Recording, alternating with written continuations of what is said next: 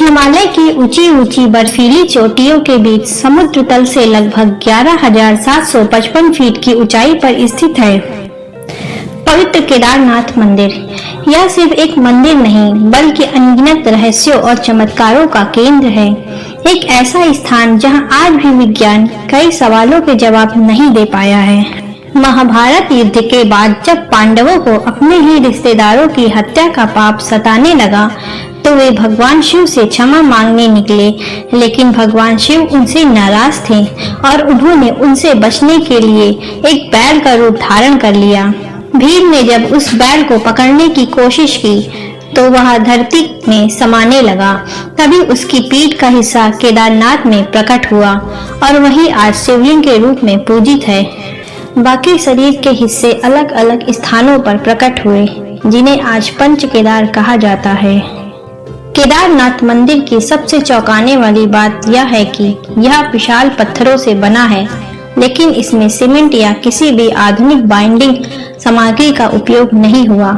फिर भी यह मंदिर हजारों सालों से हिमपात, तूफान और भूकंप झेलता आ रहा है।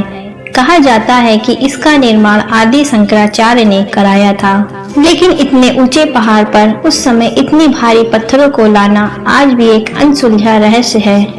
साल 2013 में उत्तराखंड में भीषण बाढ़ आई, जिसने पूरे क्षेत्र को तबाह कर दिया।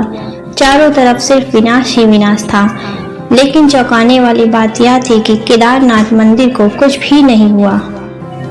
मंदिर के पीछे एक विशाल चट्टान आकर रुक गई, जिसे आज भीमशिला कहा जाता है। इस चट्टान ने बाढ़ के पानी का रास्ता बदल दिया और मंदिर को बचा लिया। लोग मानते हैं कि यह स्वयं भगवान शिव का चमत्कार था। केदारनाथ मंदिर साल में 6 महीने ही खुलता है।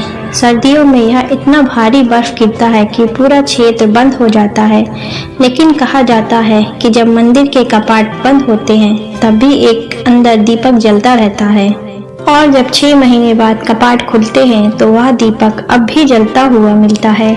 यह रहस्य आज भी लोगों को हैरान करता है। यहाँ का तापमान कई बार -20 डिग्री सेल्सियस तक गिर जाता है। फिर भी जब श्रद्धालु मंदिर के अंदर जाते हैं तो उन्हें एक अजीब सी गर्मी और सकारात्मक ऊर्जा महसूस होती है।